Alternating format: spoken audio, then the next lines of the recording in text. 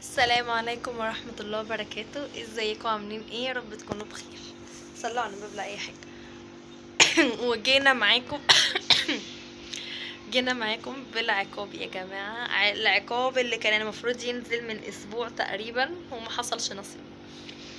العقاب اللي هو غسيل السيراميك بتاع الحمام بتاع اللي انا خسرت بسببه، اللي انا مش عارفة فيه ايه. تحدي الفراخ اللي انا خسرت فيه يعني. انا قلت لكم في اخر الفيديو استنوا العقاب، لحد دلوقتي ما نزلش، فاخش اعمله. ويا رب في التلج اللي احنا فيه ده عايزين يغسل سيراميك. ايه الناس دي؟ دول مش عيلتي، دول مش عيلتي. عيلتي الحقيقيه بقى تكلمني. قبل ما نبدا تنسوش تعملوا لايك واشتراك في القناه وتفعلوا زر الجرس عشان يوصلكم كل جديد، وروحوا تابعوني صفحتي على الفيسبوك. وزي ما انتم شايفين يا جماعه، في عز التلج الشتاء والله كنت بعمل وانا بترعش. يعني شوفوا انا تعبت. انا بقى كنت بعمل اللي هي زي حاجه زي خلطه كده عشان اغسل بيها الحوض بقى والسيراميك وكده. جبت ميه وحطيت فيها شويه اللي هم الرابسو والصوفو، وعليهم شويه كلور. جبت حته سلكه كبيره قد الدنيا. ترى كنت من قد الدنيا دي. خدت حته سلكه كبيره وبدات بقى اغسل. على فكره يا جماعه، انا لاحظت ان السلكه الكبيره يعني بقى بالنسبه لي بتسهل عن الصغيره. لان السلكه الكبيره انا عامه ما بعرفش امسكها، يعني بتقعد تقع مني. فعلى طول كنت بعمل بالصغيره، بس لما عملت بالكبيره دلوقتي حسيت انها نضفت اكتر من الصغيره. فالحمد لله يعني، الحمد لله. ست الكل نزلت، وقبل ما تنزل حلفت عليا ان اعمله. هنا بقى كنت بعمل السيراميك اللي ورا الحنفيه. بصوا اصلا والله الرغوه دي هي اللي بتحمس. بصوا اساسا هنا السيراميك كان بيلمع، كان بيلمع، ما كانش محتاج.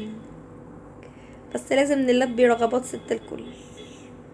وكان عقاب، يعني رغباتها وعقاب. انا بقيت عماله اقول لها ايه في التحدي؟ قولي العقاب اللي انت عايزاه، انا كده كده هكسب. الحمد لله، الحمد لله. اهم حاجه الثقه في النفس. زي ما انتم شايفين بقى اهو، بدات اخلص. بقى نزلت تحت بقى، انا مش باينه لكم عشان انا تحت. قمت لكم بقى وبعمل اللي هي الحنفيات بتاعت الدش كده زي ما انتم شايفين. بدات بقى اغسل، اشطف بالميه. والله انا بالنسبه لي كان نضيف والله، بس يعني يلا، هو عقابه بنعمله.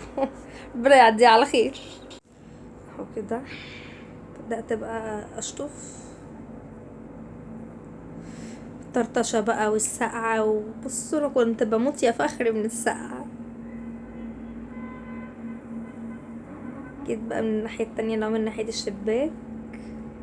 بصوا بصراحه اللي كان مساعدني ان الربص بالكلور كانوا عاملين رغوه حلوه قوي. فانا لما بلاقي رغوه كتيره كمواعين بقى كحيطان كده بحس ان انا عملت انجاز. فاهمين؟ بحس ان انا، لا، انا بعمل بضمير وبعمل بانجاز. هنا بقى نزلت تحت اهو. كل ما تلاقوني كده مش باينه لكم اعرفوا ان انا بعمل من تحت.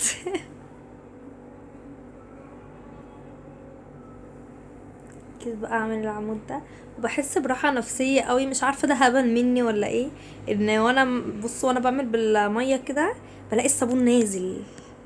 مش عارفه دي حاجه بتريحني قوي. مش عارفه دي كده بقى بتحسسني ان انا خلاص قربت اخلص، ولا ده تأليف مني ولا ايه، مش فاهمه بصراحه. بس هي حاجه حلوه، حاجه حلوه ان شاء الله.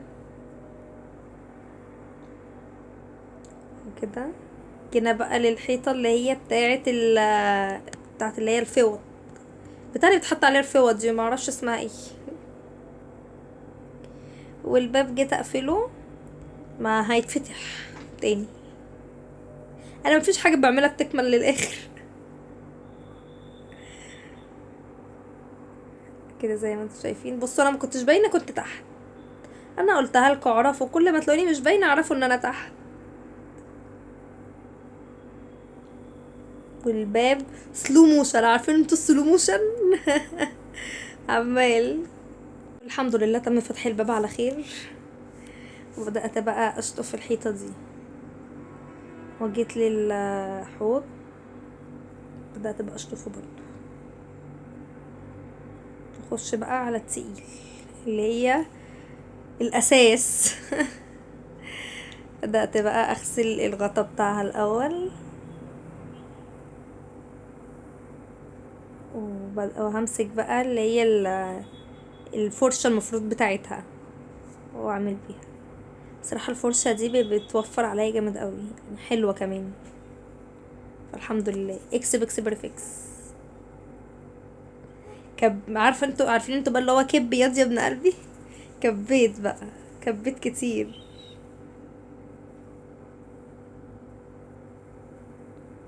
لا بس بقيت بعمل بضمير والله، عشان لو ما عملتش بضمير ماما هتخليني اعيد عليه تاني. يعني انا بعمل بضمير عشان راحتي. مش هقدر اني اعيد على كل ده تاني والله. شايفين ولا اوريكم اكتر؟ الضمير باين ولا اوريكم اكتر؟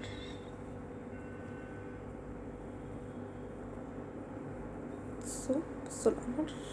قمر ايه؟ بصوا جمال يا خراشي، بصوا وانا بعمل.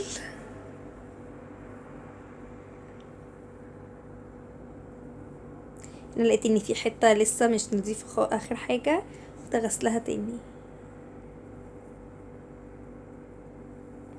اهو كده.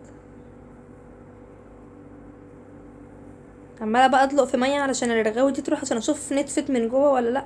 مش عايزه، قلت لازم بالجردل بقى. بص. جبت بالجردل ولقيتها نتفت الحمد لله. هنا بقى نيجي للارض، بقت دي اللي هي الميه اللي برابسو وبكلور. حطيت بقى في الارض وبدأت اغسل السلكة بالسلكة شوية وبالفرشة شوية. بقيت كل شوية ببص للكاميرا اتأكد اذا كانت فصلت ولا لا، عشان كذا مرة وانا بصور تفصل.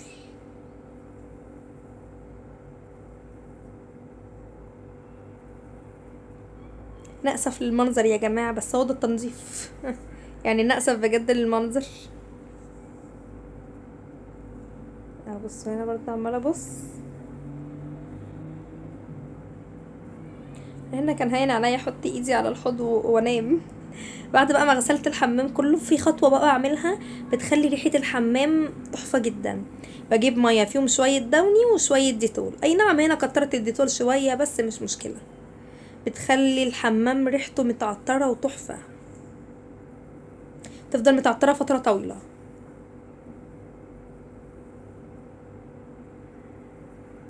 زي ما انتوا شايفين كده. وبس يا جماعه كده خلصت العقاب الحمد لله. ما تنسوش بقى تعملوا لايك واشتركوا في القناه وتفعلوا زر الجرس عشان يوصلكوا كل جديد، وروحوا تابعوني في صفحتي على الفيسبوك.